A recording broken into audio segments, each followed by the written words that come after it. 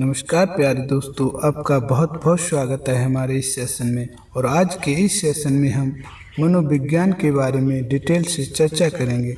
शारीरिक शिक्षा में मनोविज्ञान का क्या महत्व है और खेल मनोविज्ञान का क्या महत्व है, और इसकी परिभाषाओं के साथ इनकी थ्योरियों के बारे में भी चर्चा करेंगे। तो आइए शुरू करते हैं।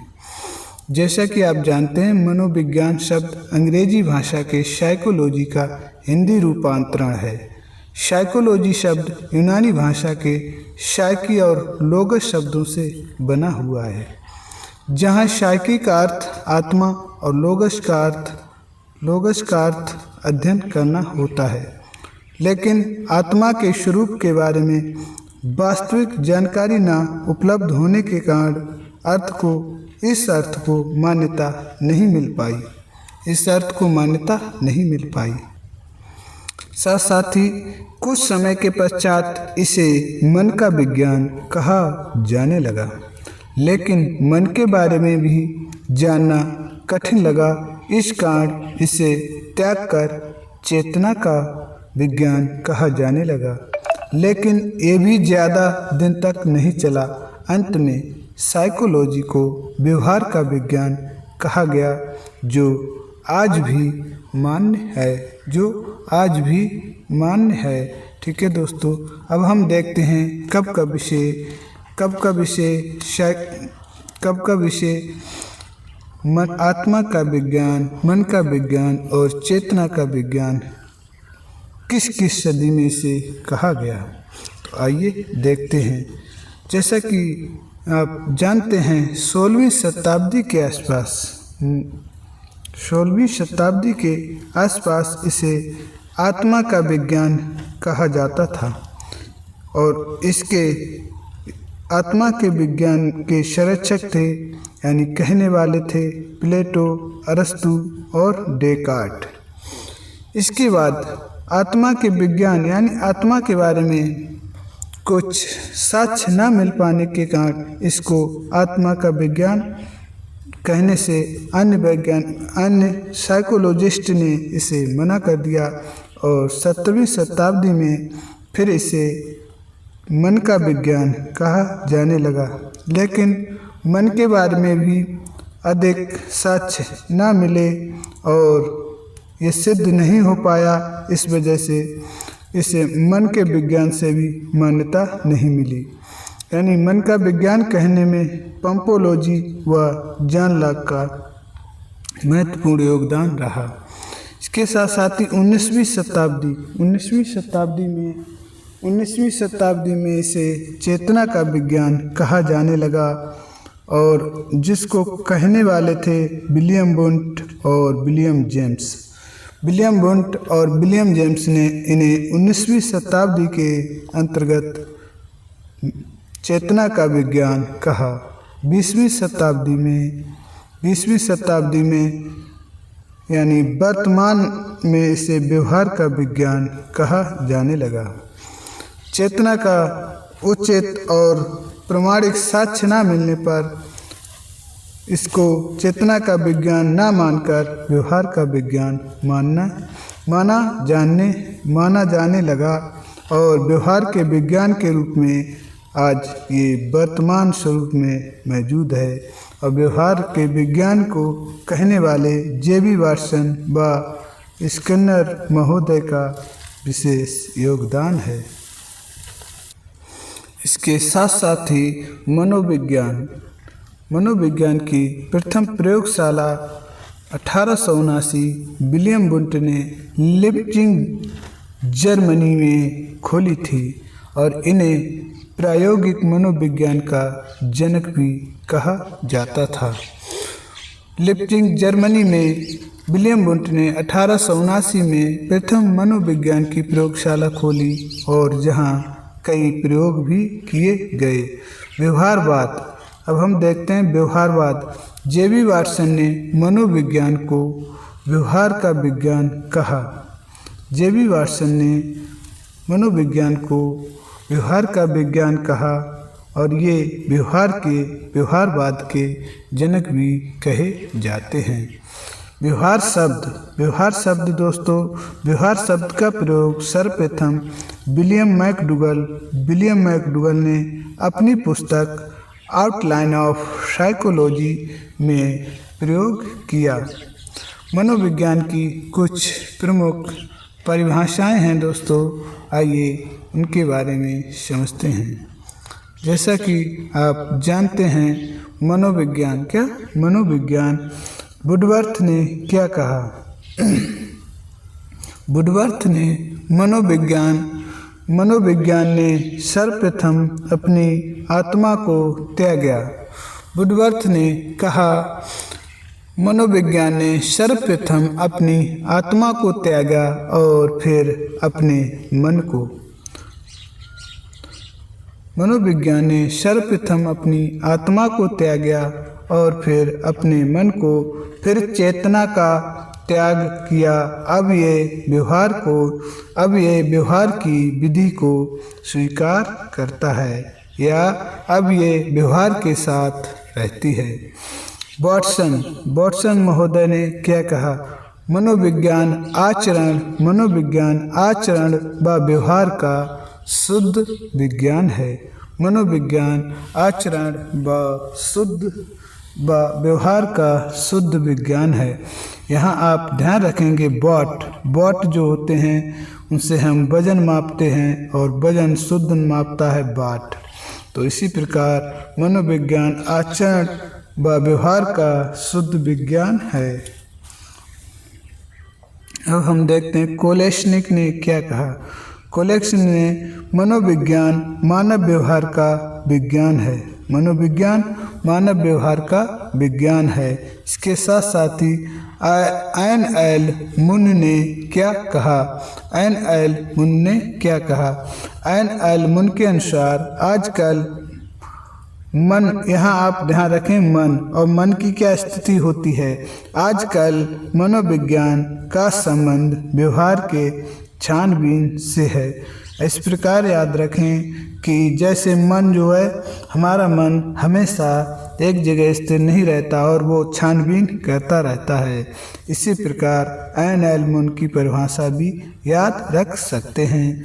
जैसे आजकल मनोविज्ञान का संबंध व्यवहार की छानबीन से है। क्रो एंड क्रो के अनुसार क्या कहा गया?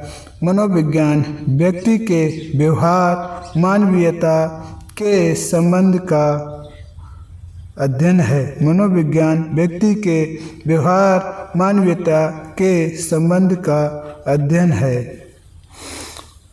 उम्मीद करते हैं आपको समझ में आ रहा होगा। आइए दोस्तों देखते हैं कि मनोविज्ञान के उद्देश्य क्या क्या हैं। मनोविज्ञान हमारी जिंदगी में, हमारे जीवन में किस किस उद्देश्य को पूर्ण करता है। व्यवहार को समझना।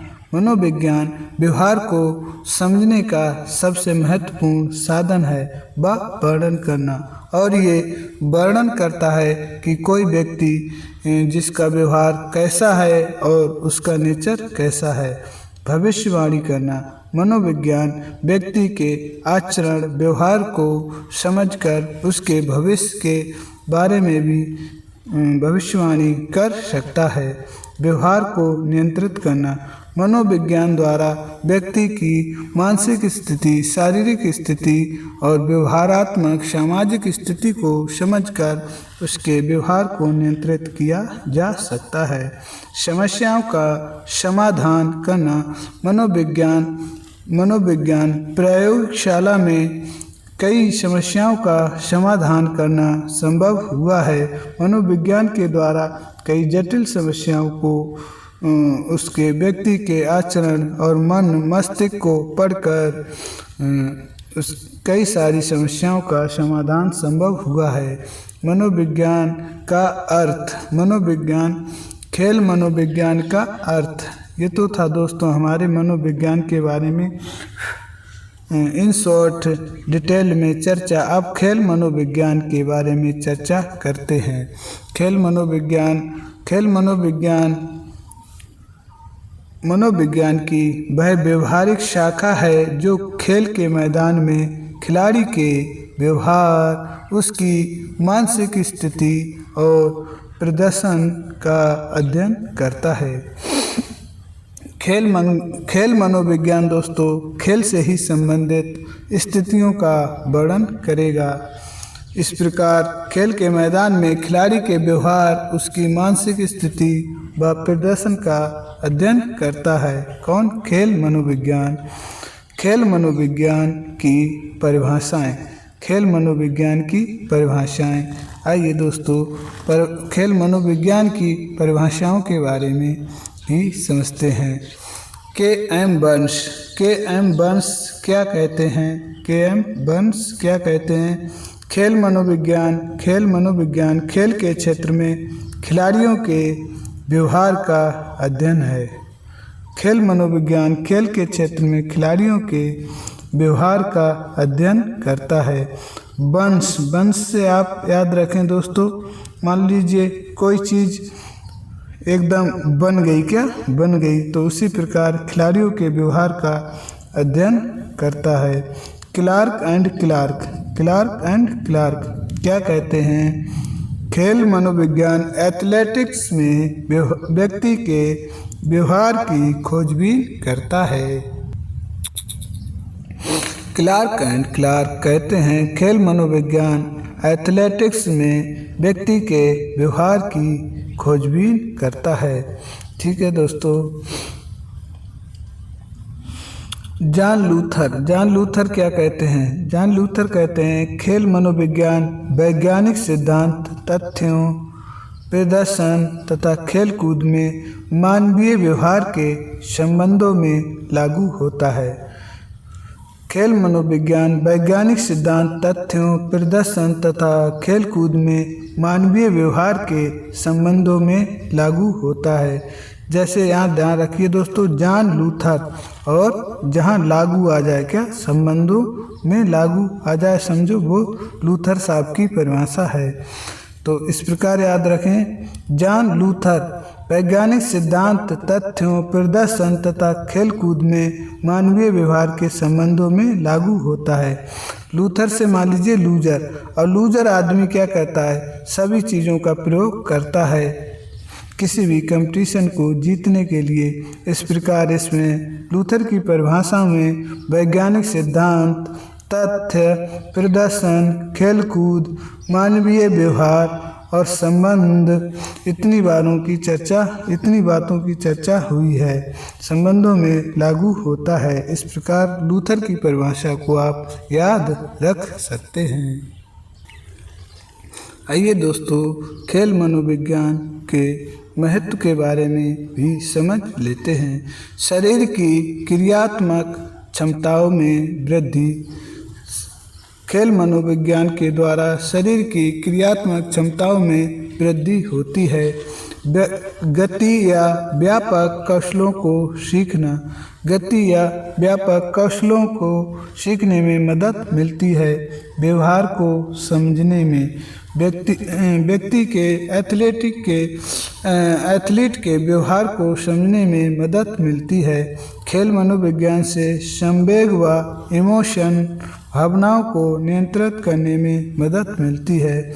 प्रतियोगिताओं के लिए मनोवैज्ञानिक रूप से तैयार करने के लिए खिलाड़ी को मदद करता है। खेल मनोविज्ञान खिलाड़ियों की भावनात्मक समस्याओं की भूमिका में मदद करता है। तनाव को कम करने में खेल मनोविज्ञान मदद करता है। कौशल व सामंजस्य स्थापित करना इसमें भी मदद करता है। प्रदर्शन में सुधार करना खेल मनोविज्ञान का विशेष महत्व होता है। आइए दोस्तों अब हम समझते हैं वृद्धि और विकास। वृद्धि एवं विकास क्या है? खेल मनोविज्ञान का अर्थ परिभाषा समझने के बाद, खेल मनोविज्ञान की परिभाषाएं और अर्थ समझने के बाद हम पहुँचे हैं वृद्धि एवं विकास। वृद्धि एवं विकास क्या है? जैसा कि आप जानते हैं विकास एक सतत एवं निरंतर चलने वाली प्रक्रिया है। दोस्तों विकास जिंदगी भर होता रहता है, जो गर्भाधान से लेकर मृत्यु तक चलती रहती है। ये प्रक्रिया जो है दोस्तों गर्भाधान से यानी कोई बच्चा गर्भ में जाता है तब से लेकर और मृत्यु तक विकास होता रहता है, लेकिन शारीरिक वृद्धि नहीं होती भाई, बल्कि मानसिक, सामाजिक, संवेगात्मक और बौद्धिक परिपक्वता भी शामिल है। इसमें दोस्तों वृद्धि नहीं है, लेकिन विकास में मानसिक, सामाजिक, संवेगात्मक और बौद्धिक परिपक्वता भी शामिल है। ओके दोस्तों, किसमें? विकास में। वृद्धि एवं विकास में अंतर क्या क्या है, आइए समझते हैं। वृद्धि एवं विकास में अंतर क्या क्या है, मेन पॉइंट पर चर्चा करते हैं। अगर हम आधार की बात करें वृद्धि और विकास की, तो सर्वप्रथम देखते हैं स्वरूप, यानी स्वरूप इसका क्या होता है। ये बाह्य यानी एक्सटर्नल है। वृद्धि जो है दोस्तों बाह्य एवं एक्सटर्नल है, जो साफ साफ देखी जा सकती है। और जबकि विकास आंतरिक है। क्या आंतरिक है? इंटरनल होता है, जिसे ऐसे सामान्य रूप से नहीं देखा जा सकता है। इसके लिए आपको कितना विकास हुआ है, कई फार्मूला हैं और कई रिसर्च के द्वारा आप देख सकते हैं। इसके साथ साथ ही दोस्तों समय, यह एक निश्चित आयु तक चलती है। आप कह सकते हैं ये निश्चित समय तक चलती है। और जबकि दोस्तों विकास जो है ये जीवन भर चलने की प्रक्रिया है, ये जीवन भर चलने वाली प्रक्रिया है। मापन, मेजरमेंट्स, अगर हम मेजरमेंट्स की बात करें तो वृद्धि को दोस्तों मापा और तौला जा सकता है, जैसे लंबाई कितनी बड़ी है और भार कितना बड़ा है। इसके साथ साथ ही जबकि विकास केवल अनुभव या परीक्षण हो सकता है। दोस्तों विकास को केवल अनुभव, एक्सपीरियंस या परीक्षण के साथ आप देख सकते हैं, माप सकते हैं। अगर हम क्षेत्र की बात करें तो वृद्धि का क्षेत्र जो है दोस्तों, वृद्धि इसका क्षेत्र जो है सीमित है। क्या यह एक सीमित है? और जबकि विकास का क्षेत्र व्यापक है। विकास कितना भी हो सकता है। एक आदमी कंप्यूटर, टीचिंग और इसके साथ साथ ही कई सारी विद्याओं में पारंगत हो सकता है। प्रकृति यह मात्रात्मक है। वृद्धि क्या दोस्तों? मात्रात्मक है, जबकि विकास जो है मात्रात्मक व गुणात्मक दोनों है। वृद्धि क्या दोस्तों? वृद्धि हमारी जो है वो मात्रात्मक है, और जबकि विकास क्या दोस्तों? मात्रात्मक एवं गुणात्मक दोनों है। ठीक है। विकास में शारीरिक, संज्ञानात्मक, भावात्मक, सामाजिक आदि पहलुओं का क्या होता है? संदर्भित करता है। विकास क्या करता है दोस्तों? विकास क्या कर सकता है दोस्तों? विकास में शारीरिक,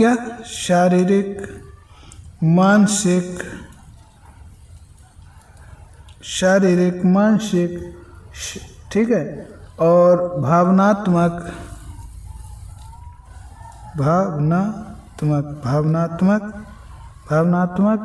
और इसके साथ साथ ही शारीरिक, मानसिक विकास में दोस्तों शारीरिक, मानसिक, भावात्मक और सामाजिक ये सारे पहलू के उसमें शामिल होते हैं। ये सारे पहलू दोस्तों विकास में शामिल होते हैं, जबकि वृद्धि में नहीं। क्या वृद्धि में ऐसा नहीं होता? ठीक है। वृद्धि एक भौतिक है। क्या वृद्धि जो है दोस्तों भौतिक है। ठीक है। उम्मीद करते हैं आपको वृद्धि और विकास में अंतर समझ में आया होगा। ठीक है दोस्तों, अगर हम बात करें दोस्तों विकास जो है दोस्तों वो आनुवांशिकता, विकास जो है दोस्तों आनुवांशिकता और पर्यावरण पर भी निर्भर होता है। पर्यावरण पर भी निर्भर होता है। मान लीजिए किसी के माता पिता समझदार और शिक्षित परिवार से हैं और बुद्धिमान हैं, तो हो सकता है उस बच्चे का भी क्या हो, उस बच्चे का भी आनुवंशिकता के तौर पर बुद्धि और शरीर मजबूत एवं सुदृढ़ हो। पर्यावरण, किस पर्यावरण में रह रहा है, अगर दोस्तों उसको अच्छा पर्यावरण मिलता है तो संभावना है कि उसका अच्छा विकास होगा, और गलत पर्यावरण मिलता है तो गलत वातावरण में पलता है तो वो बच्चा क्या होता है, गलत विकास की तरफ जा सकता है। इसके साथ साथ ही वृद्धि दोस्तों, वृद्धि भी देखी जाए तो वृद्धि जो है खान पान और ये भी आनुवांशिक हो सकती है। क्या आनुवांशिक हो सकती है दोस्तों। जिसके माता पिता क्या मोटे होंगे, ज़्यादातर देखा जाता है उसकी संतान भी मोटी होती है, लंबी है तो लंबी होती है। ये वृद्धि पर निर्भर, खान पान और आनुवंशिकता पर भी वृद्धि निर्भर करती है, और साथ साथ ही पर्यावरण पर भी निर्भर होती है। किस पर्यावरण में है दोस्तों, ऐसा पर्यावरण है जहाँ भरपूर खान पान पोषण नहीं मिल पा रहा है तो भी उसकी वृद्धि प्रभावित हो सकती है। अब हम दोस्तों शारीरिक व मानसिक विकास की विभिन्न अवस्थाएं व उनकी विशेषताओं के बारे में चर्चा करते हैं, और यहाँ से एग्जाम में कई बार कई सवाल पूछे जाते हैं। तो दोस्तों सर्वप्रथम हमारी पहली स्टेज होती है प्री नेटल। क्या, प्री नेटल, जिसको हम कहते हैं दोस्तों गर्भावस्था, और ये 0 से 9 माह कुछ दिनों तक चलती है। शैशवावस्था सर्वप्रथम, इसके बाद हमारी मेजर अवस्था होती है शैशवावस्था, जिसे हम इन्फेंसी कहते हैं, और दोस्तों इन्फेंसी हमारी 0 से 2 वर्ष तक चलती है, 0 से 2 वर्ष तक मानी जाती है। शैशवावस्था में कौन कौन से बदलाव आते हैं, देखिए दोस्तों, आइए समझते हैं। शारीरिक व मानसिक विकास में तीव्रता, शारीरिक व मानसिक विकास में तीव्रता होती है, यानी दोस्तों शारीरिक विकास जो है तीव्र अवस्था में होता है। क्या, तीव्र अवस्था में होता है। इस पॉइंट को कई बार पूछा गया है। सीखने की प्रक्रिया बहुत तीव्र होती है। छोटा बच्चा दोस्तों 2 साल का, ये बच्चा जो है हर समय क्या करता रहता है, हर समय कॉपी करता रहता है, और ये दोस्तों उसके विकास के कारण होता है। इसके बाद 0 से 2 वर्ष तक का बच्चा इंद्रियों व मोटर क्रियाओं के माध्यम से सीखता है। अब यहाँ पर दोस्तों आप देखेंगे कि छोटा बच्चा जो है अपनी सेंसेस के आधार पर ज़्यादा सीखता है। अब दूसरी बात मोटर क्रियाओं के माध्यम से, मोटर क्रियाओं में दोस्तों जैसे चलना फिरना कूदना। अब बार बार कभी आपने देखा होगा बच्चा जल जाता है, क्या जल जाता है तो दोबारा उस तरफ नहीं जाता है। इसी प्रकार माता पिता व भाई बहनों के माध्यम से सामाजिकरण का विकास होता है।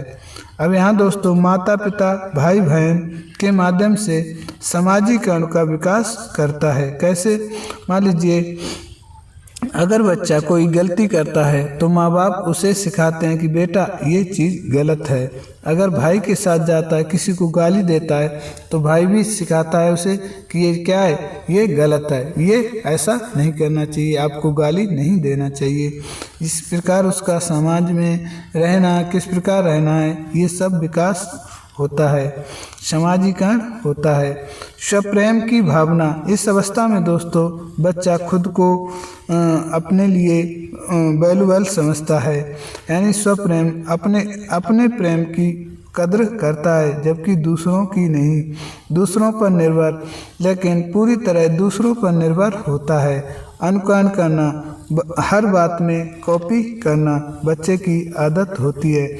छोटे छोटे बच्चे दोस्तों ज़्यादातर कॉपी करते हैं। मान लीजिए अगर कोई पिता जो है गाली देता है तो वो भी गाली सीखता है। अगर परिवार जो है सभ्य है और सही उचित तरीके से बात करता है तो बच्चा भी उचित तरीके से ही बात करता है। इसके साथ साथ ही आप देखेंगे अगर बच्चा कोई इंडिया में जैसे कि जहाँ हिंदी बोली जाती है वहाँ पैदा हुआ है तो उसे हिंदी सिखानी नहीं पड़ती।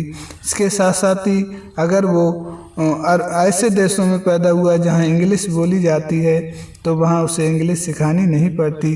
वो धीरे धीरे अनुकरण करके और सेंसेस का उपयोग करके हर बात को समझता है और उस भाषा को भी सीख जाता है। इसके साथ साथ ही अब हम देखते हैं बाल्यावस्था। बाल्यावस्था में कौन कौन से बदलाव होते हैं। तो दोस्तों बाल्यावस्था को सर्वप्रथम दोस्तों 2 भागों में बांट दिया जाता है। बाल्यावस्था को 2 भागों में बांट दिया जाता है। सर्वप्रथम पूर्व बाल्यावस्था जो 2 से 6 वर्ष तक चलती है और इसके बाद उत्तर बाल्यावस्था जो 6 से 12 वर्ष तक चलती है। अब देखते हैं दोस्तों पूर्व बाल्यावस्था जो 2 से 6 वर्ष तक चलती है उसमें क्या क्या बदलाव होते हैं। 2 से 6 वर्ष तक जो चलती है उसमें क्या बदलाव होते हैं। ये दोस्तों पूर्व स्कूली आयु है, यानी स्कूल से पहले की आयु है और ये खिलौनों की आयु कहा जाता है। यानी दोस्तों ये टॉयज एज भी कही जाती है। आप देखते होंगे बच्चा 2 से 6 वर्ष तक खिलौनों से अधिक प्यार करता है। अनुकरण व नकल करना और बराबर अपने से बड़ों की नकल करता है और वो जैसा करते हैं वैसा ही करने का प्रयास करता है, यानी अनुकरण करता है। अहंकार केंद्रित, इस अवस्था में दोस्तों बच्चे जो हैं दूसरों की इमोशंस को बहुत कम समझते हैं और वो जिस चीज़ को लेने का जिद करते हैं और उसको लेने की जिद करते हैं तो उसके लिए रोते हैं, चिल्लाते हैं, जबकि दूसरों की कहने का मतलब माता पिता की भावनाओं को कम समझते हैं। कल्पना व खोजपूर्ण योग, इस अवस्था में बच्चा अपनी कल्पनाओं में खोया रहता है और नई नई चीज़ों को खोजता रहता है और बराबर सवाल जवाब करता रहता है। भाषा व समग्र विकास, इस अवस्था में दोस्तों भाषा का विकास होता है। बच्चा बोलना सीखता है, बोलने के साथ साथ ही क्या बोलना है, कब बोलना है, कैसे बोलना है, ये भी थोड़ा थोड़ा सीखता है। ये वह समग्र विकास का काल, इस अवस्था में दोस्तों समग्र विकास से मतलब बोलना, चलना, कूदना, इमोशंस को समझना, ये सभी सीखता है। इसके साथ साथ ही क्वेश्चन एज, क्या इसको दोस्तों क्वेश्चन एज भी कहा जाता है। इस अवस्था में बच्चा हर बात पे सवाल करता है। पापा ये क्या है, मम्मी ये क्या है, मम्मी ये कैसे है, मम्मी ये कैसे है, ये आदि बातों का द्वारा बार बार सवाल करता है। अब हम देखते हैं लेटर चाइल्डहुड दोस्तों उत्तरा बाल्यावस्था जो है, उत्तर बाल्यावस्था में 6 से 12 वर्ष तक मानी जाती है। 6 से 12 वर्ष तक मानी जाती है, यानी दोस्तों इसे गैंग एज भी कहा जाता है। इसे गैंग एज भी कहा जाता है। गैंग एज क्यों कहा जाता है दोस्तों? क्योंकि इस 6 से 12 वर्ष की अवस्था के बीच में ज़्यादातर बच्चे क्या करते हैं, एक गैंग बना लेते हैं और आप देखते होंगे गैंग बनाकर कभी इसको पीट दिया, कभी उसको पीट दिया, या फिर गैंग बनाकर स्कूल जाना, गैंग बनाकर खेलना, गैंग बनाकर रहना। गिरोह की उम्र, गिरोह गैंग को ही कहा जाता है। मोटर कौशल विकास, इस अवस्था में दोस्तों कई बार ये सवाल पूछा गया है। 6 से 12 वर्ष की अवस्था में मोटर कौशलों का विकास होता है। मोटर कौशल दोस्तों जैसे गति के साथ साथ शक्ति और इसके साथ साथ एजिलिटी और देखो दोस्तों बैलेंस आदि मोटर कौशलों का विकास करता है। ठीक है। बेहतर सोच समझ, यानी सोच समझ में भी दोस्तों सुधार होता है और बच्चा नए नए तर्क, नए नए विचारों के द्वारा अपने विचारों में परिवर्तन करते हैं। विद्यालय की आयु, इस अवस्था में दोस्तों जैसा कि आप जानते हैं 6 वर्ष की उम्र में बच्चे का एडमिशन हो जाता है। तो इस प्रकार से दोस्तों विद्यालय की आयु भी कहा जाता है। गैंग एज काल, क्या गैंग एज काल भी इसे कहा जाता है दोस्तों, जैसा कि ऊपर चर्चा किया है। समस्याओं की शुरुआत। अब दोस्तों 6 से 12 वर्ष में कई सारी समस्याओं की शुरुआत हो जाती है। बच्चे में शारीरिक बदलाव होने लगते हैं जिससे वो कई प्रकार की वो समस्याओं का सामना करते हैं। जैसे आप देखते हैं कि 11 और 12 वर्ष की अवस्था में लड़कियों में जो मेंस्ट्रुएशन है वो शुरू हो जाता है, तो वो भी एक समस्या है। समस्या क्या दोस्तों, कहने मतलब बच्चा नई शारीरिक बदलाव को महसूस करता है और जो उसे एक समस्या की तरह ही महसूस होते हैं।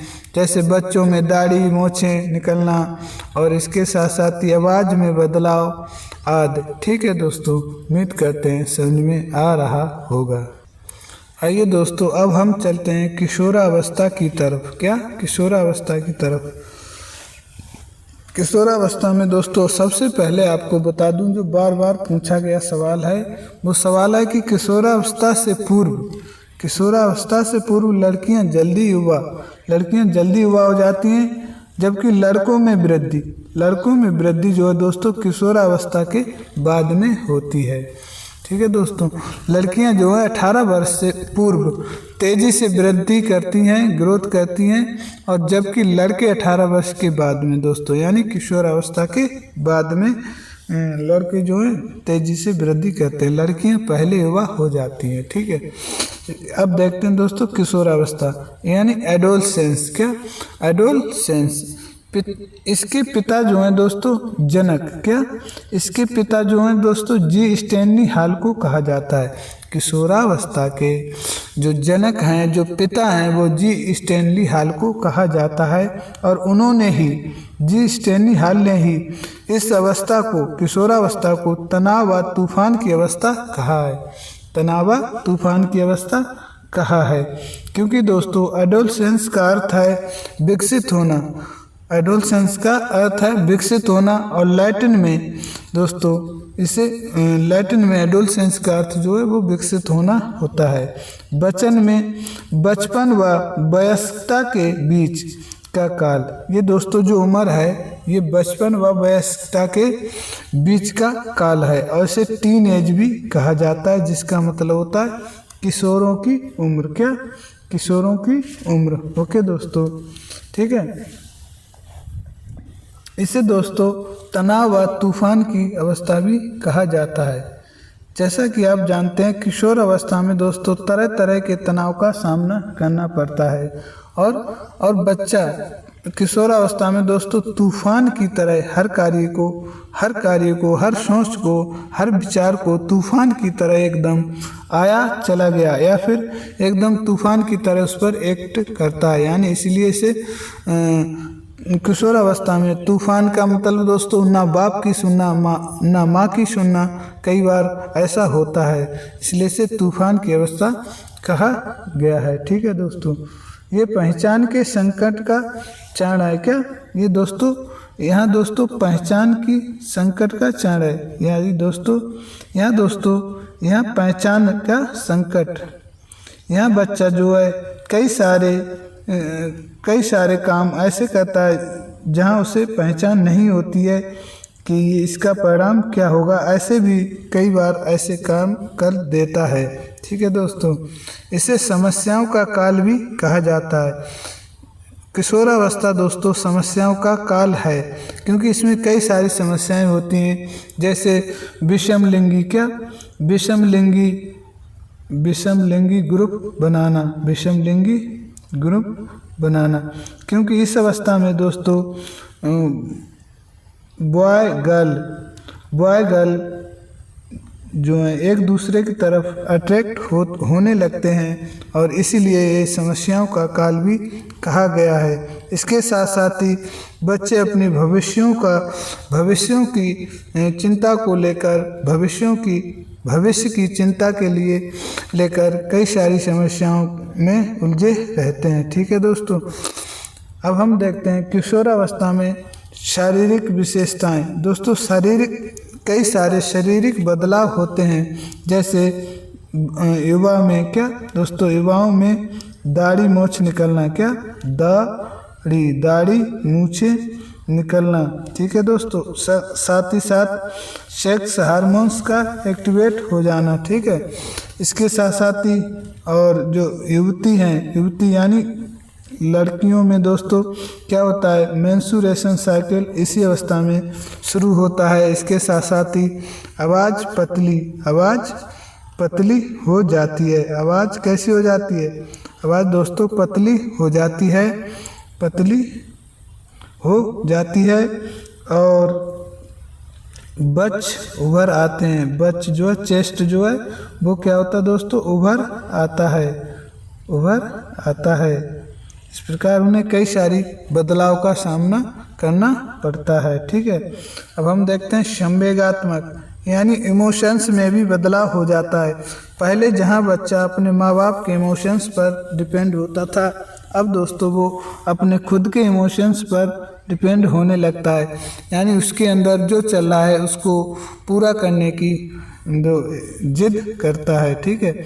संवेग इमोशंस में बदलाव हो जाते हैं।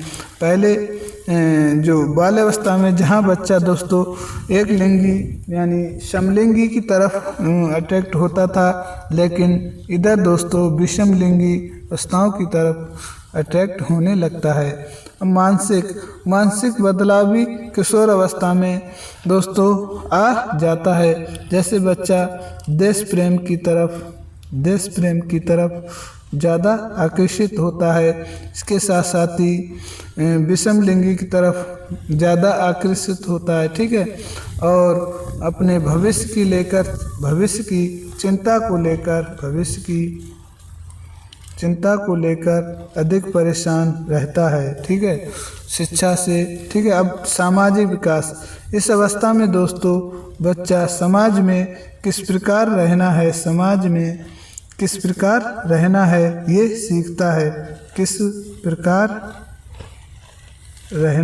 ये सीखता है। जैसे बड़ों के साथ कैसा व्यवहार करना है, बच्चों के साथ कैसा व्यवहार करना है, जिद किस प्रकार की जिद करनी है, किस प्रकार की नहीं करनी है, समाज में किसको किस प्रकार इज्जत देना है, किसको क्या बोलना है, ये सब दोस्तों सामाजिक विकास के अंतर्गत ही आता है। इसके साथ साथ ही समाज के इमोशंस को समझना, समाज की भावनाओं को समझना, किसी को ठेस नहीं पहुंचाना आदि गुणों में विकास करता है। गामक विकास, इसमें दोस्तों मोटर स्किल्स का भी विकास करता है। दोस्तों जो युवा होता है किशोरावस्था में मोटर स्किल्स का विकास करता है, ठीक है दोस्तों। जैसे एजिलिटी है, चपलता है, दौड़ना है, कूदना है, के साथ साथ ही बैलेंस है, कई सारी स्किल्स का क्या करता है, विकास करता है, ठीक है दोस्तों। अब देखते हैं दोस्तों इसी के एट लास्ट में प्यूबर्टी एज होती है दोस्तों।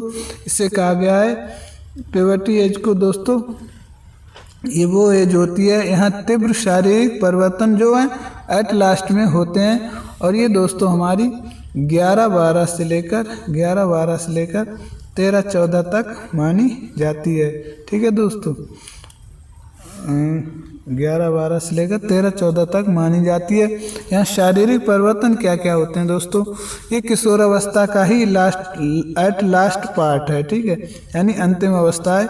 यहाँ लड़कियों में बच्च उभार आते हैं, MC मेंस्ट्रुएशन साइकिल शुरू हो जाता है। प्रजनन क्षमता यानी लड़कियां प्रजनन योग्य हो जाती हैं, और सेक्स हार्मोन्स का स्त्रावण जो है दोस्तों वो होने लगता है, सेक्स हार्मोन्स का स्त्रावण होने लगता है, ठीक है दोस्तों। इस प्रकार आप समझ रहे होंगे।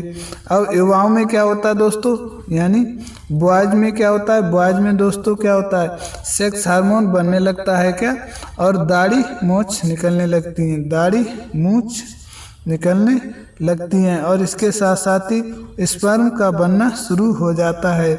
जो है लड़का जो भी युवा है वो क्या होता है, प्रजनन योग्य हो जाता है, ठीक है। एडल्ट यानी दोस्तों वयस्कता यानी दोस्तों ये दोस्तों 21 वर्ष के बाद की आयु होती है, 21 वर्ष के बाद की आयु होती है। इसे 19 से दोस्तों कहेंगे 19 से 21 वर्ष के बाद की आयु कहा जाता है। यह अवस्था 19 वर्ष से बाद 19 से वर्ष के बाद का काल है, जिसके दौरान व्यक्ति का पूर्ण बौद्धिक विकास हो जाता है। दोस्तों इस दौरान व्यक्ति सामाजिक संबंधों में लीन हो जाता है, यानी वो दोस्तों किसमें, गृहस्थ आश्रम में प्रवेश कर देता है, गृहस्थ आश्रम में प्रवेश कर देता है। ठीक है दोस्तों, गृहस्थ आश्रम से आश्रय मतलब ये है कि वो शादीशुदा हो जाता है और अपनी जो जीवन में जो दिनचर्या है उसको फॉलो करता है। क्या करता है, दिनचर्या को फॉलो करता है। सामाजिक संबंधों जैसे माँ बाप बच्चे आदि इनको क्या करता है, उस प्रक्रिया को पूरा करता है। ठीक है दोस्तों, उम्मीद करते हैं आपको समझ में आ रहा होगा। ठीक है, अब आगे हम बात करते हैं दोस्तों मनोविज्ञान और रचना के आधार पर आयु को कितने भागों में बांटा गया है। मनोविज्ञान रचना के आधार पर आयु को कितने भागों में बांटा गया है, आइए समझते हैं। आइए दोस्तों देखते हैं। ये दोस्तों 4 प्रकार की आयु होती है। मनोविज्ञान और रचना विज्ञान के आधार पर जो आयु होती है दोस्तों, वो हमारी 4 प्रकार की होती है। सर्वप्रथम देखते हैं क्रोनोलॉजिकल एज। क्रोनोलॉजिकल एज, इसे दोस्तों काल क्रमिक आयु भी कहा जाता है। काल क्रमिक आयु यानी काल यानी समय के अनुसार। ठीक है, इस आयु को दोस्तों दिन महीनों व वर्षों में लिखते हैं। जैसे कोई बच्चा 1 जनवरी को पैदा हुआ, 1 जनवरी और 2010 को 2010 को पैदा हुआ, तो उसे ऐसे लिखा जाता है। ठीक है, एनाटॉमिकल एज यानी दोस्तों ये हमारी संरचनात्मक है। संरचना के आधार पर दोस्तों जो हमारी आयु होती है उसका कैसे देखी जाती है, आयु हड्डियों का निरीक्षण करके।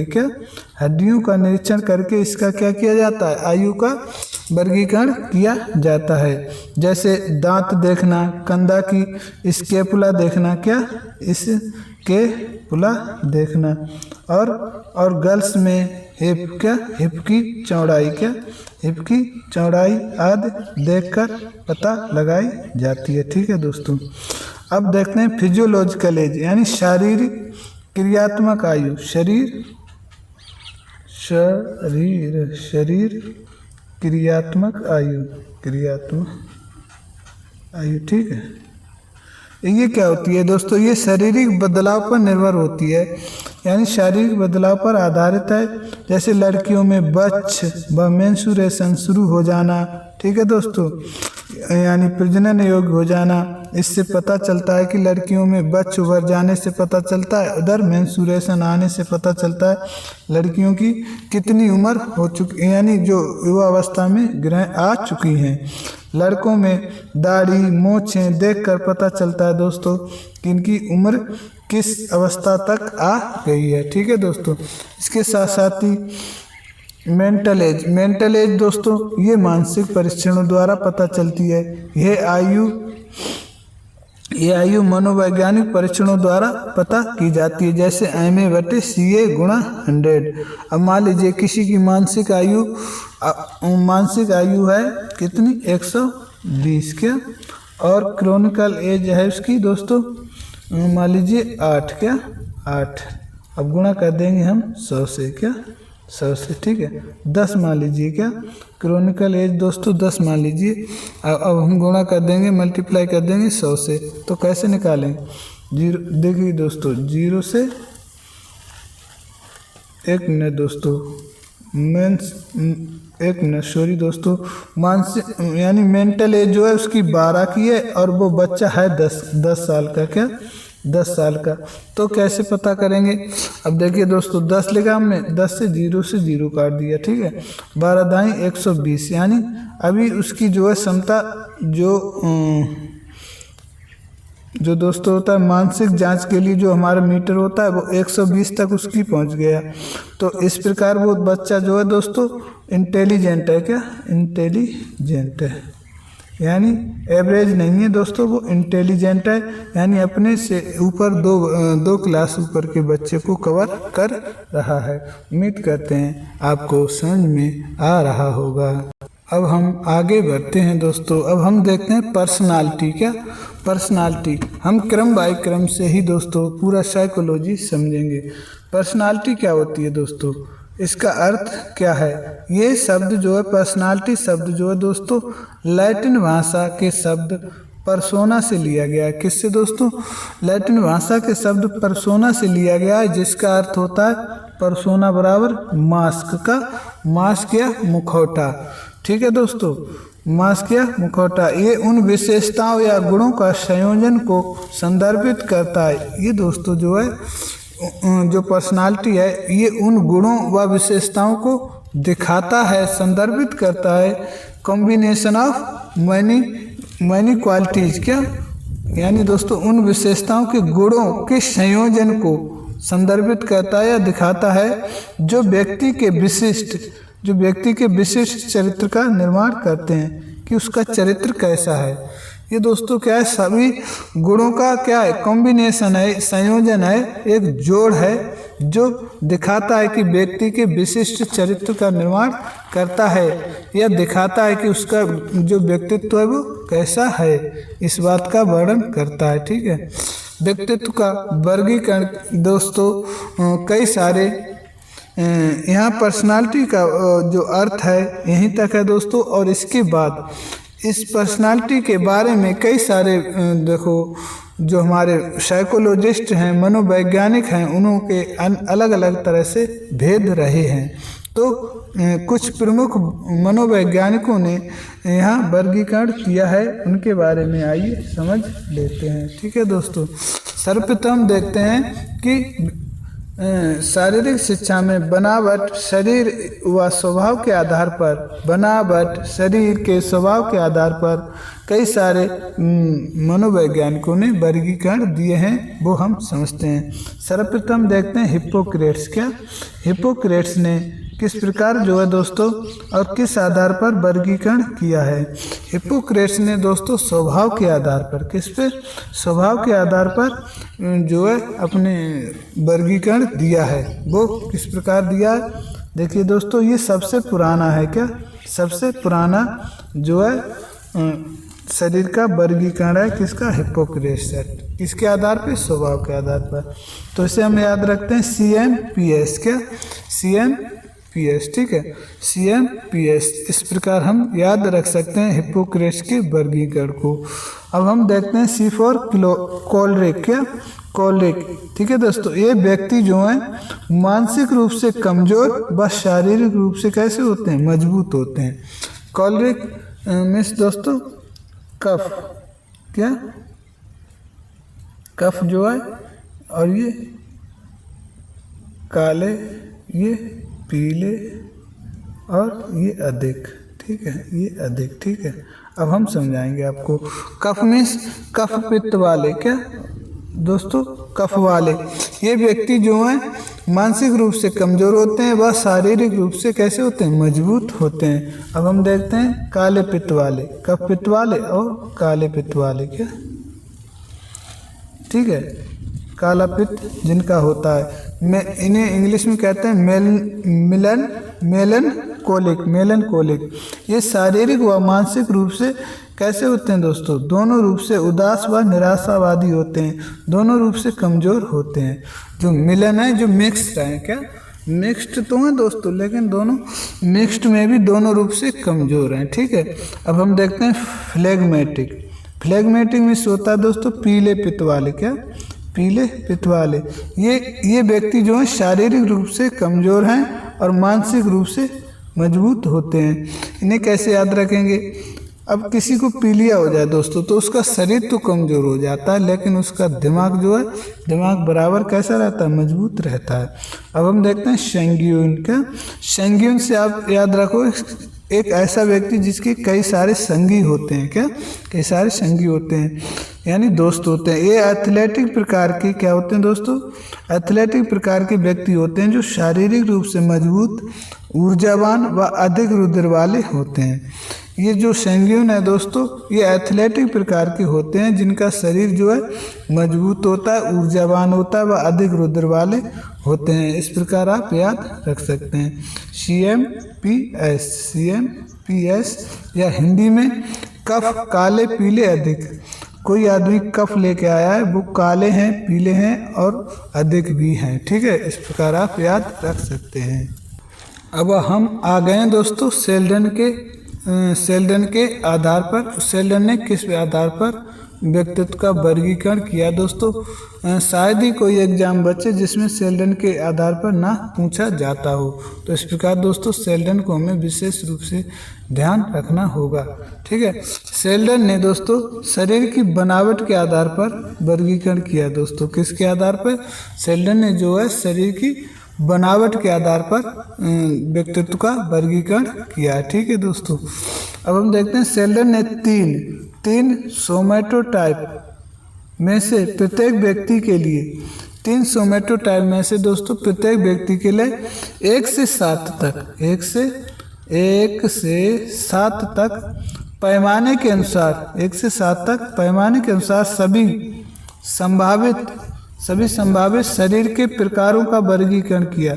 सभी संभावित शरीर के प्रकारों का क्या किया दोस्तों? वर्गीकरण किया। जहां शुद्ध एंडोमॉर्फी 711 है। क्या जो दोस्तों शुद्ध जो है एंडोमॉर्फी वो क्या है? 711 है। अशुद्ध मीजोमॉर्फी 171 है और शुद्ध एक्टोमॉर्फी जो है उसका स्कोर क्या है? 117 है। 117 है। ठीक है, अगर हम बात करें तो दोस्तों पहला जो हमारा नंबर है वो अगर दिखाए तो वो दिखाता है मोटापे को। किसको? मोटापे को। और यहाँ जो है शरीर का जो गठन है वो बीच का दिखाता है और इसके लास्ट में जो है दोस्तों वो शरीर की संरचना को दिखाता है। क्या? संरचना प्रधान, यानी जो इस दोस्तों क्या होता है? संरचना प्रधान। कैसे? देखिए दोस्तों, जहाँ एंडोमॉर्फी है उसके लिए शरीर मोटा शरीर, क्या मोटापा एकदम 7 तक पहुंचा दिया है।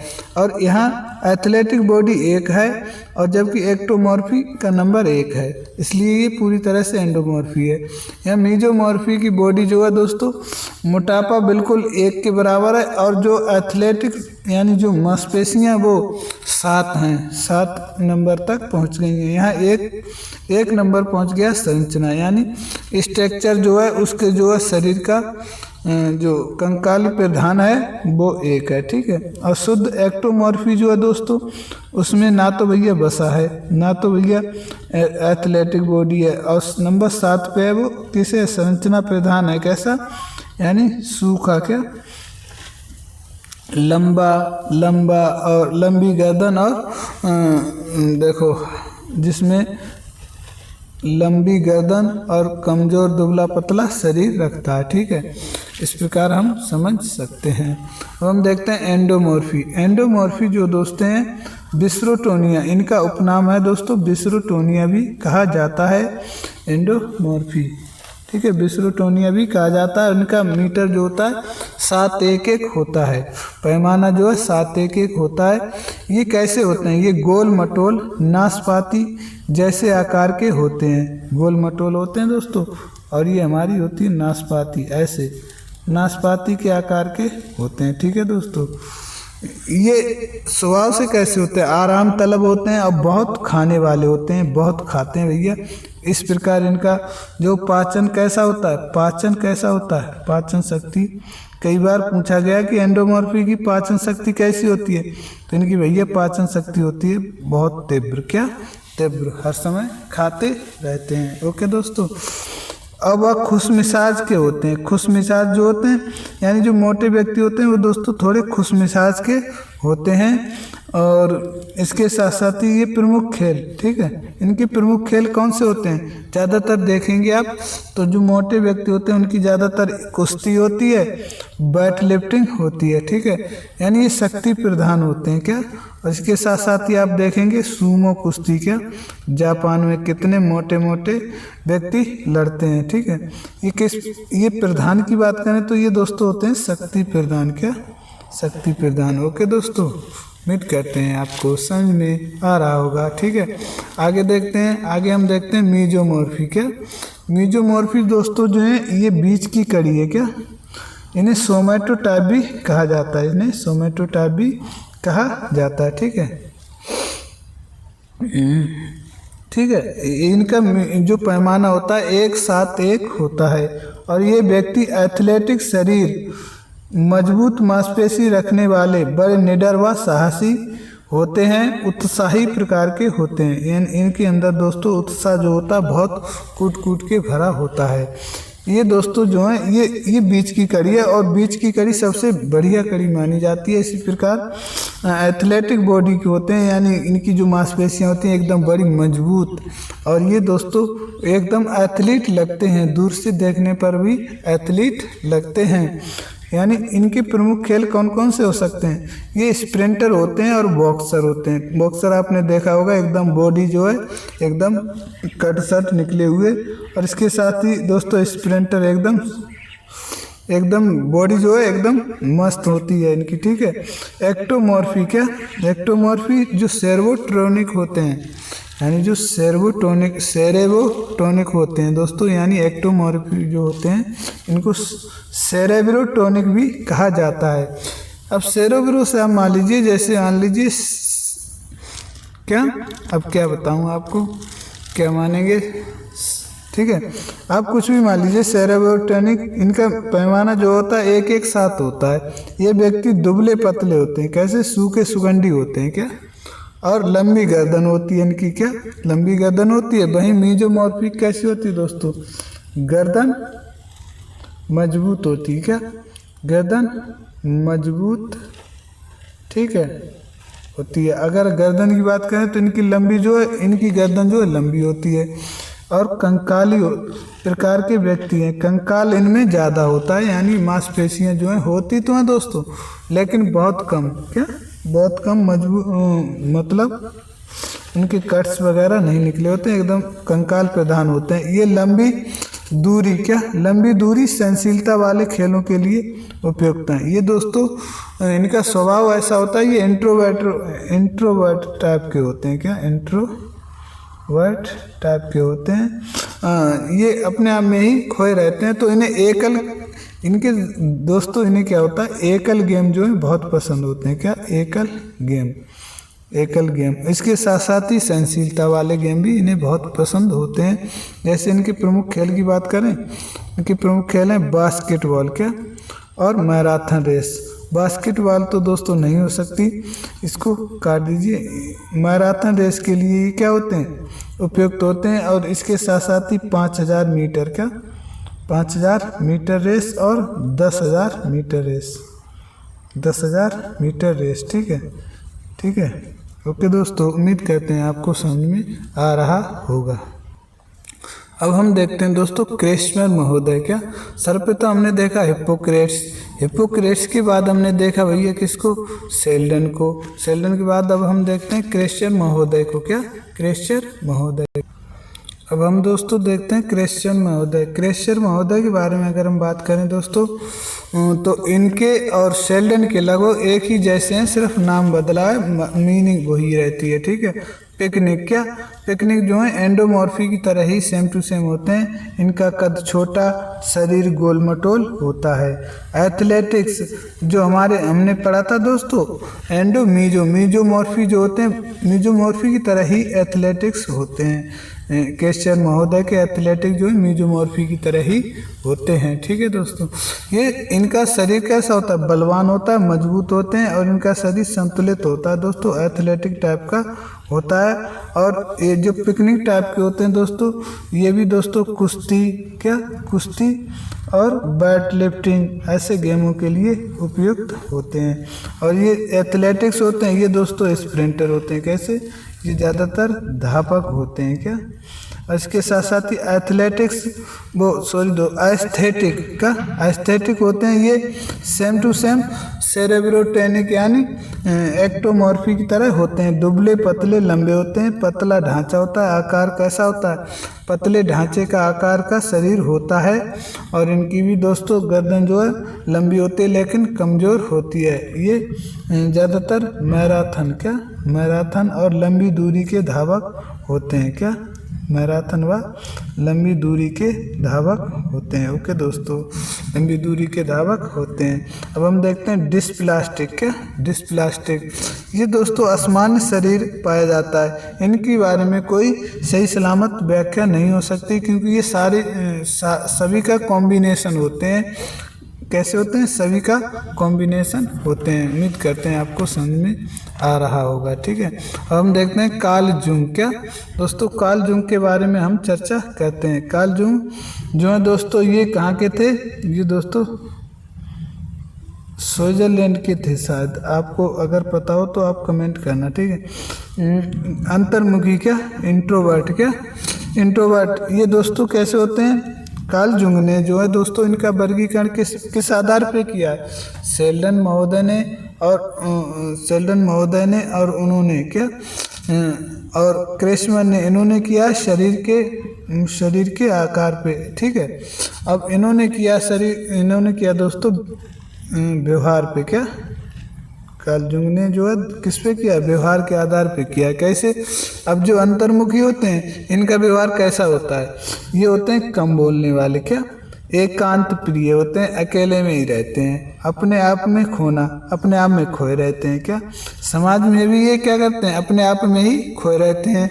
अगर आप इन्हें देखेंगे तो समाज में भी इन्हें देखेंगे तो ये ज़्यादातर बीच गोल में नहीं खड़े होंगे। ये ज़्यादातर कहाँ? साइड पकड़ेंगे, किसी कोने पर बैठना पसंद करते हैं। एकल खेल में प्रतिभाग करते हैं। ये ज़्यादातर एकल खेलों में प्रतिभाग करते हैं। जैसे भैया एकल खेल की बात करें तो जैसे टेनिस खेलना पसंद करेंगे। इसके साथ साथ ही बैडमिंटन का, इसके साथ साथ ही कैरम हो गया और कई सारे खेल जो हैं जहाँ सिर्फ 2 ही प्लेयर खेलते हैं। बहिर्मुखी। क्या? बहिर्मुखी एक्सट्रोवर्ट इनका दूसरा प्रकार है एक्सट्रोवर्ट। क्या? बहिर्मुखी।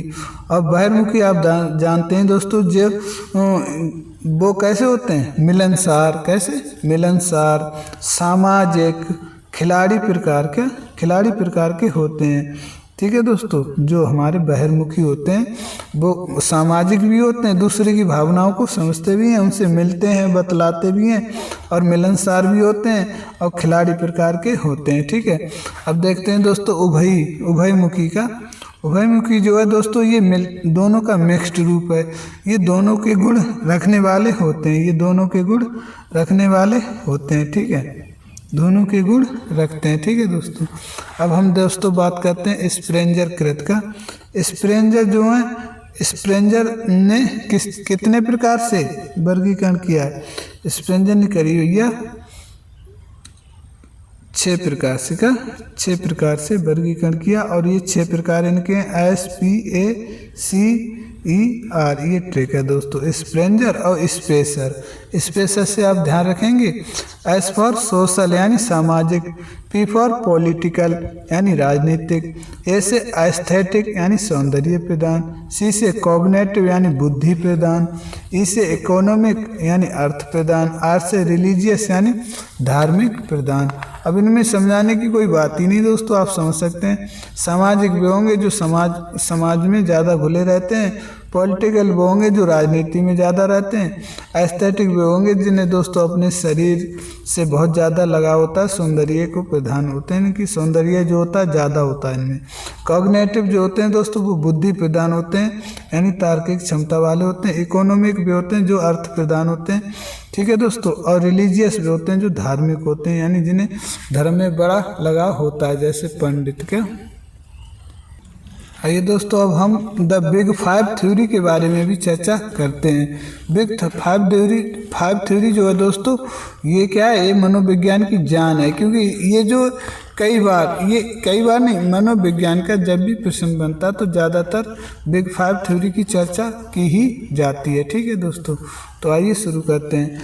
बिग फाइव थ्योरी जो है पर्सनालिटी ट्रेट यानी व्यक्तित्व के लक्षणों के आधार पर बिग फाइव थ्योरी का क्या किया है, वर्गीकरण किया गया है। ठीक है, इस मॉडल का प्रतिपादन जो है यानी जो बिग फाइव मॉडल जो है वो किसने दिया, रॉबर्ट मैकरी व पॉल कोस्टा ने दिया।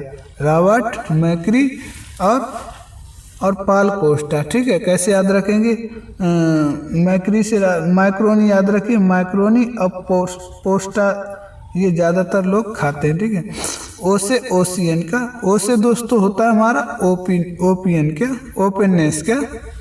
ओपननेस। ठीक है दोस्तों, यानी खुलापन। ये किस प्रकार के व्यक्ति होते हैं, ये ऐसे व्यक्ति होते हैं जिनके अंदर क्या होता है, एकदम खुलापन ज़्यादा होता है। ये जिज्ञासु होते हैं, रचनात्मक होते हैं, यानी खुले दिमाग के व्यक्ति होते हैं ना, कोई ज़्यादा अपने मन में कोई बात जो है छिपा कर नहीं रखते हैं। ओके दोस्तों, खुले आदमी रहते हैं, एकदम मस्त रहते हैं क्या, जिज्ञासु होते हैं, रचनात्मक होते हैं, नई चीज़ें सीखने की इच्छा रखते हैं, रचनात्मक होते हैं और इसके साथ साथ ही कल्पनाशील होते हैं। नेक्स्ट देर मन में कल्पना आई और उसको क्या किया, रचनाओं में बदल दिया। आनंद महसूस करना, आनंद बहुत महसूस करते हैं, एकदम एंजॉय लेते हैं और इसके साथ साथ ही चुनौतियों का सामना, जब बात आ जाती है तो चुनौतियों का सामना करने से भी पीछे नहीं हटते हैं। इसके बाद हम बात करते हैं कॉन्शियसनेस का। कॉन्शियसनेस कैसे होते हैं दोस्तों, ये कर्तव्यनिष्ठ होते हैं क्या, एकदम कंसंट्रेशन बनाकर रखने वाले, यानी कॉन्शियसनेस। ठीक है, कर्तव्यनिष्ठ। अनुशासन भैया कूट के भरा होता है इनमें। इसके साथ साथ ही समय की पाबंदी इनके अंदर बहुत होती है। लक्ष्य के प्रति एकदम समर्पित रहते हैं भैया, लक्ष्य के पीछे दौड़कर जी जान लगा देते हैं। और संगठित होना, और जो है एकदम संगठित होते हैं। संगठित मतलब दोस्तों ज़्यादा इधर उधर लगाव नहीं रखते हैं। ठीक है, इसके साथ ही हम दोस्तों देखते हैं एक्स्ट्रावर्जन। इसे एक्स्ट्रावर्जन, बहिर्मुखता क्या, एक्स्ट्रावर्जन दोस्तों एक्सट्रोवर्ट टाइप के आदमी होते हैं। ये मिलनसार होते हैं, अधिक बोलने वाले होते हैं, ऊर्जावान भी होते हैं और साहसी भी होते हैं। ठीक है, अब हम देखते हैं एग्रीवलनेस दोस्तों ऐसे व्यक्ति होते हैं, देखा जाए तो वो सहमति वाले क्या, हर बात में सहमति, वो उन्हें ज़्यादा किसी से ज़्यादा आर्गूमेंट्स करते ही नहीं है। ये क्या सहमति वाले होते हैं। शील होता है इनके अंदर। दयालुता होती है क्या, दयालुता अधिक होती है, दूसरों पर भरोसा कर लेते हैं, इन्हें कोई टेंशन नहीं।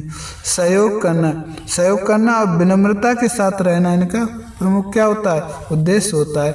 एग्रीवलनेस में मान लीजिए दोस्तों एक शांत स्वभाव के आदमी। ठीक है, न्यूरोटिज्म क्या होता है, न्यूरोटिज्म वे व्यक्ति होते हैं जिनकी भावनात्मक अस्थिरता होती है।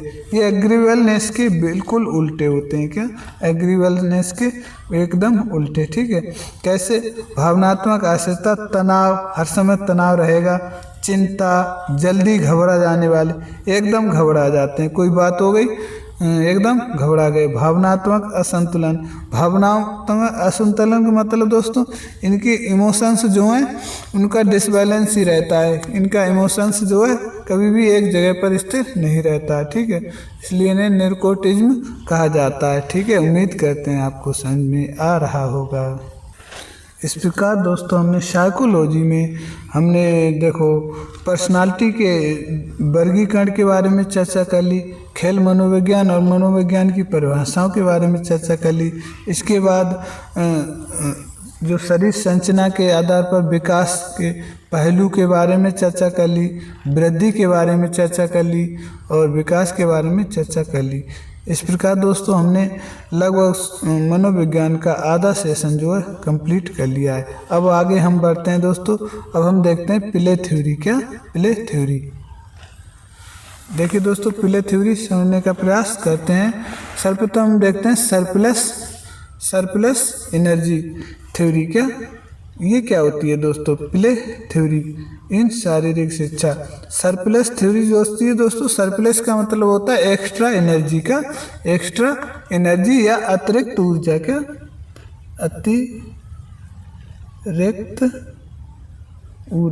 अतिरिक्त ऊर्जा का सिद्धांत भी इसे कहते हैं। ठीक है दोस्तों। और सरप्लस एनर्जी को दिया हर्बर्ट स्पेंसर ने। का हर्बर्ट स्पेंसर ने। कैसे याद रखें? सरप्लस और स्पेंसर, ऐसे याद रख लीजिए। इससे अतिरिक्त शक्ति का सिद्धांत भी कहते हैं। ठीक है दोस्तों। यानी प्ले थ्योरी यानी खेल के दौरान कौन कौन से सिद्धांतों का प्रयोग होता है, और अपने अपने जितने मनोवैज्ञानिक हुए उन्होंने अपने अलग अलग अपनी थ्योरी दी है कि खेल में ऐसा होता है, खेल में ऐसा होता है। ठीक है दोस्तों। यानी किस सिद्धांत पर खेल खेले जाते हैं और क्यों खेले जाते हैं, इसलिए दोस्तों अलग अलग जो हैं मनोवैज्ञानिक हैं उनके अलग अलग मत हैं। ठीक है, अलग अलग मत हैं। ठीक है दोस्तों। अब हम समझते हैं सरप्लस एनर्जी थ्योरी। ठीक है, सरप्लस एनर्जी के सिद्धांत जो है हर्बर्ट स्पेंसर ने दिया, और भैया इसे अतिरिक्त शक्ति का सिद्धांत भी कहते हैं। बच्चों, ये कहते हैं कि बच्चों में का ये क्या कहते हैं? हर्बर्ट स्पेंसर कहते हैं बच्चों में वास्तव से ज़्यादा ऊर्जा होती है, वास्तव में ज़्यादा ऊर्जा होती है, और इसलिए वे अपनी ऊर्जा का उपयोग खेलों में प्रयोग करते हैं। काम करते प्रयोग भैया खेलों में प्रयोग करते हैं, जिससे क्या होता है? उनका शारीरिक व मानसिक विकास होता है। जब जैसे वो उनमें ज़्यादा ऊर्जा होती है और वो खेलेंगे तो ये शारीरिक विकास भी होगा और मानसिक विकास भी होगा। ठीक है। अब हम देखते हैं दोस्तों एंटीसिपेटरी थ्योरी। खेल की जो दूसरी थ्योरी है, प्ले थ्योरी दूसरी है, वो एंटीसिपेटरी है। क्या? एंटीसिपेटरी। इसे कहते हैं भविष्यदर्शी धारणा सिद्धांत। भविष्यदर्शी धारणा सिद्धांत, इसको कार्ल गुरुस ने दिया। किसने दिया भैया दोस्तों? कार्ल गुरुस ने। भविष्य और काल ऐसे याद रखिए। ठीक है। ये सिद्धांत क्या बताता है? एंटीसिपेटरी थ्योरी जो है कहती है कि ये सिद्धांत बताता है कि बच्चा जो है भैया खेल खेल में उन क्रियाओं का अभ्यास करता है जो भविष्य के वयस्क जीवन में काम आएंगी। अब ये भविष्य के बारे में चर्चा करेंगे।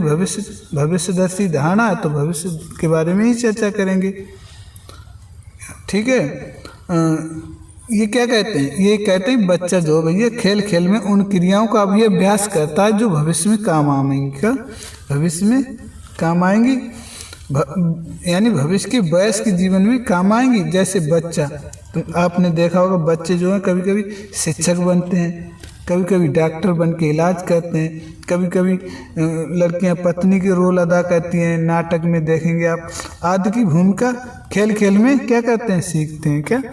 खेल खेल में ये सीखते हैं। इसीलिए इसे कहा गया बच्चे जो हैं खेल खेल में अपने भविष्य का निर्माण करते हैं। ठीक है दोस्तों। आगे देखते हैं रिकैप्चुलरी थ्योरी। क्या? रिकैप्चुलेटरी थ्योरी। क्या? इसे कहते हैं अतीत। क्या? अतीत या पुनरावृत्ति सिद्धांत। इसकी खोज जो है दोस्तों जी स्टैनली हॉल ने की थी। जी स्टैनली हॉल ने पुनरावृत्ति सिद्धांत की क्या किया था? खोज की थी। बच्चा खेल में, ये क्या कहते हैं? स्टैनली हॉल क्या कहते हैं? हॉल जी क्या कहते हैं? बच्चा खेल में अपने पूर्वजों के अतीत को दोहराता है, इसलिए भविष्य की नहीं बल्कि अतीत की पुनरावृत्ति है। अब जी स्टैनली हॉल कहते हैं, इसे कैसे याद रखेंगे? अब मान लीजिए हॉल में आपने देखा होगा कभी कभी बहुत सारी पुरानी तस्वीर भी लगी हुई होती हैं, और उसी आधार पे आप याद रख लीजिए बच्चा जो है अपने पुराने अतीत को दोहराता है, और अतीत को दोहराता खेल खेल में। किसमें? खेल खेल में। जैसे पेड़ पर चढ़ना, पेड़ पे चढ़ गया, दौड़ना, पत्थर फेंकना, ये जो है अपने अतीत को दोहराता, यानी उसके पूर्वज जो करते थे उसी आधार पे वो भी सीखता है। जैसे पूर्वज हमारे कैसे थे? वनमानुष थे, और वो पेड़ पर भी चढ़ते थे, दौड़ते भी थे और पत्थर भी फेंकते थे। यानी हम अपने और पूर्वजों की जो है क्रियाओं को दोहराते हैं। ये बताते हैं कि बच्चा जो है अपने पूर्वजों की क्रियाओं को दोहराता है। ठीक है। ये भविष्य की नहीं, ये भविष्य की नहीं, ये अतीत की बात करते हैं। अब इनके सिद्धांत से भैया अपने अपने सिद्धांत दिए हैं, अपने अपने थ्योरी देकर सबने अपने अपनी क्या करवा दिया है, थ्योरी दे दी है। ठीक है, अब देखिए अब आ गए GTW पैट्रिक। GTW पैट्रिक ने दी रिक्रिएशनल थ्योरी। क्या रिक्रिएशनल थ्योरी दी, यानी मनोरंजनात्मक सिद्धांत दिया, मनोरंजनात्मक सिद्धांत दिया। और इसकी खोज लॉर्ड लेम्स और GTW पैट्रिक दोनों जनों ने मिलकर की थी। ये क्या कहते हैं, ये कहते हैं खेल मनोरंजन का आधार है। भैया खेल जो है उससे क्या होता है, मनोरंजन होता है। खेल खेलने के बाद मनुष्य को आनंद और नई ऊर्जा मिलती है। ये कहते हैं कि जो खेल है उसको खेलने के बाद व्यक्ति को क्या मिलता है, आनंद मिलता है और नई ऊर्जा मिलती है। ये तो बात बिल्कुल सत्य है। अब हम देखते हैं दोस्तों अरस्तु जी की कैथार्टिक थ्योरी। कैथार्टिक थ्योरी अरस्तु जी ने दी, और जिसे कहते हैं रेचन या शुद्धिकरण का सिद्धांत। अरस्तु जी की जो कैथार्टिक थ्योरी है यानी शुद्धिकरण का सिद्धांत है, ये क्या कहते हैं अरस्तु जी। अब शुद्धिकरण की बात की है तो शुद्धि ही होगी, और इससे आप ध्यान रखेंगे। रेचन या ब्रेचन जो है, ये सिद्धांत जो है ये क्या कहता है, खेल के द्वारा व्यक्ति के भीतर दबे हुए गुस्से, तनाव, आक्रामकता, एग्रेशन को बाहर निकालता है। यानी दोस्तों जैसे कपड़े को धोकर गंदगी को बाहर निकाला जाता है, ऐसे ही ये शुद्धिकरण का सिद्धांत जो अरस्तु जी ने दिया, जिसे कहते हैं कैथार्टिक थ्योरी, ये भी यही कहता है। ये भी क्या कहता है कि दोस्तों व्यक्ति जो है खेल में यानी खेल के द्वारा अपने दबी हुई भावनाओं, क्या गुस्सा, तनाव, आक्रामकता को बाहर निकालता है। ठीक है, अब मान लीजिए वो खेले नहीं तो किसी व्यक्ति या किसी से लड़ झगड़ कर निकालेगा, और वही गुस्सा वो खेलते समय फुटबॉल, क्रिकेट आदि में निकालता है, यानी निकाल देता है। इससे क्या होता है, उसके जीवन में सुधार होता है। ठीक है, वो व्यक्ति सीखता है। क्या इंस्टिंक्ट थ्योरी जो है दोस्तों सहज प्रवृत्ति की थ्योरी है, और इसे विलियम मैकडूगल ने दिया था। विलियम मैकडूगल जी ने इसे दिया था। और सहज प्रवृत्ति, अब सहज प्रवृत्ति की बात हुई है तो सहज प्रवृत्ति के बारे में ही इन्होंने समझाया होगा। इसे सहज प्रवृत्ति का सिद्धांत भी कहते हैं। इसे सहज प्रवृत्ति का सिद्धांत भी कहते हैं दोस्तों। किसको, इंस्टिंक्ट थ्योरी को। खेल मनुष्य की जन्मजात प्रवृत्तियों का प्रमाण है। ये क्या कहते हैं मैकडूगल जी, कहते हैं ये जो है जन्मजात प्रवृत्तियों का प्रमाण है। जैसे जन्मजात ही यानी जीन में ही इनके शामिल है। खेल की प्रवृत्ति जो है बच्चों के जीन में ही शामिल है। व्यक्ति किसी दबाव में नहीं खेलता, व्यक्ति जो है किसी दबाव में नहीं खेलता, बल्कि अपनी स्वाभाविक इच्छा से खेलता है। अब ये कहते हैं मैकडूगल जी कहते हैं व्यक्ति भैया अपने मन से खेलता है। मैकडूगल और मन, ऐसे याद रखिए। व्यक्ति जो अपने मन से खेलता है वो किसी दबाव में नहीं खेलता है। ठीक है, अपने मन से खेलता है। ठीक है, अब हम देखते हैं सोशल कंटेक्ट थ्योरी। क्या सोशल कंटेक्ट थ्योरी, ये क्या कहती है, सामाजिकरण का सिद्धांत। अब सामाजिकरण की बात हुई है तो समाज के बारे में ही चर्चा हुई होगी। अब सामाजिकरण का सिद्धांत किसने दिया, लुमले और प्लेटो ने। ठीक है, अब ये सामाजिक संपर्क का सिद्धांत भी कहलाता है। खेल का मुख्य उद्देश्य, ये सिद्धांत जो है कहता है भैया कि जो खेल का मुख्य उद्देश्य है बालकों को समाज के योग्य बनाना, और इसके माध्यम से बच्चा जो है टीम वर्क, सहयोग और सामाजिक नियम सीखता है। ये भी सिद्धांत बहुत महत्वपूर्ण है। ये सिद्धांत बिल्कुल सटीक व्याख्या करता है। बच्चा जो है खेल में जाएगा, अब मान लीजिए कोई इंडिविजुअल बच्चा है, लड़ाई झगड़े वाला है, तो वो टीम में जब शामिल होगा तो उसे रूल मानने पड़ेंगे, और रूल मानने पड़ेंगे तो उसकी वैसी आदत पड़ जाएगी कि समाज में, खेल में, टीम से किसी के साथ लड़ाई झगड़ा नहीं करना, किसी के साथ मारपीट नहीं करनी है। इसी प्रकार वो समाज में आएगा तो समाज में भी उसी प्रवृत्ति को दोहराएगा। ठीक है, इस प्रकार दोस्तों इसे कहा गया सोशल कंटेक्ट थ्योरी, यानी सामाजिक संपर्क सिद्धांत। किसने दिया हमारे प्लेटो साहब ने। ठीक है, psycho analytic theory, psycho analytic theory क्या कहती है दोस्तों? Psycho analytic theory Sigmund Freud ने दी, साइको और सिगमंड, ठीक है। और मनोविश्लेषण सिद्धांत भी से कहते हैं क्या? अब ये क्या कहते हैं? ये कहते हैं खेल मन की दबी हुई, खेल जो है मन की दबी हुई चिंता और इच्छाओं को पूरी तरह व्यक्त करने का क्या है? माध्यम है। अब आपके अंदर मान लीजिए कई सारी कैसी है इच्छा है, वो क्या है? दबी हुई है। अब उनको जब खेल में खेलोगे, मान लो एकदम आपके अंदर क्या है? आपको हंसने का मन है, गुस्सा करने का मन है, ये सब भावनाएं जो है कहाँ निकलेंगी? ये सब जो है खेल के माध्यम से खेल के दौरान निकलेंगी, ठीक है।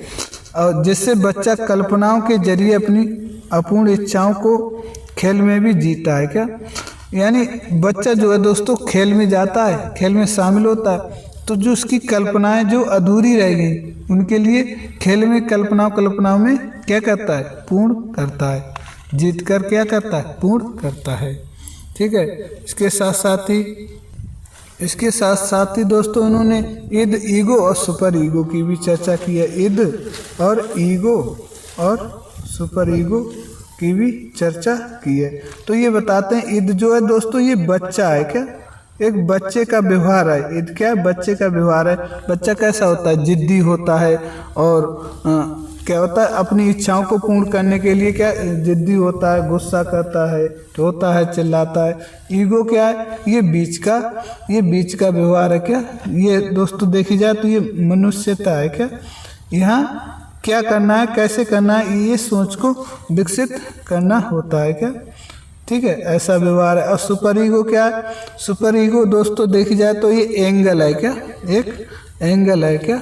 एंगल मीन्स होता है दोस्तों देवदूत। क्या? देवदूत है। ये जो करेगा वो अच्छा ही करेगा। यानी जो हमारा सुपर ईगो है ये जब जागृत हो जाता है तो उस अवस्था में व्यक्ति जो है कोई भी व्यवहार करेगा उसे एक देवता की तरह ही करेगा, ठीक है। इस प्रकार दोस्तों उम्मीद करते हैं आपको ये सेशन अच्छा लग रहा होगा। अगर आपको अच्छा लगता है तो प्लीज़ चैनल को सब्सक्राइब करें और वीडियो को एक लाइक ज़रूर करें दोस्तों। आपका हृदय के साथ बहुत बहुत धन्यवाद रहेगा, ठीक है। अब हम अगला सेशन जो है मोटिवेशन है और आगे का साइकोलॉजी जो है दोस्तों इस वीडियो में यानी इस वीडियो में ना अगले वीडियो में पढ़ेंगे। Thank you. जय हिंद, जय भारत।